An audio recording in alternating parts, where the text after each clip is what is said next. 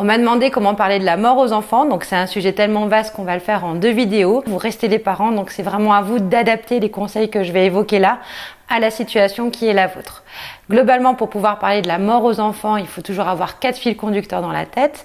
La question de l'âge, la question du vocabulaire, la question du tempérament de votre enfant et également le rapport que vous-même vous entretenez à la question de la mort.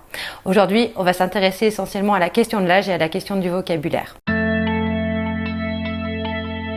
Il faut que vous ayez en tête 3 grandes familles d'âge. De 3 à 4 ans, il est essentiel d'avoir des réponses les plus brèves possibles et les plus concises. À partir de 6-7 ans jusqu'à 10-12 ans, vous pouvez commencer à introduire des questionnements un peu plus profonds, mais tout cela reste limité.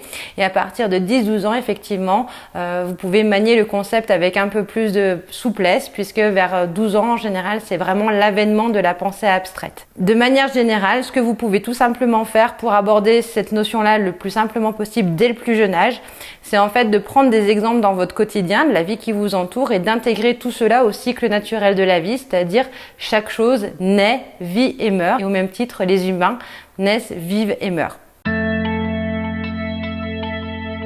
Ensuite, la question du vocabulaire, ça va être très important. N'hésitez pas en fait à employer des mots directs, des mots précis et on va surtout éviter les métaphores.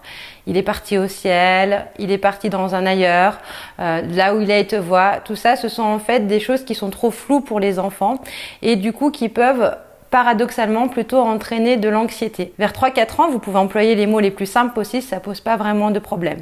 Donc un vocabulaire simple, un ton de voix qui est pas dramatique mais qui n'est pas non plus ultra guiré, on parle de la question de la mort qui est quand même une question importante et puis surtout l'essentiel, j'allais dire, c'est vraiment de montrer qu'on peut en parler et qu'on peut en parler le plus simplement possible. Je vous retrouve donc dans 15 jours pour évoquer cette fois-ci la question du tempérament de votre enfant et puis du propre rapport que vous-même vous entretenez à la mort. À dans 15 jours.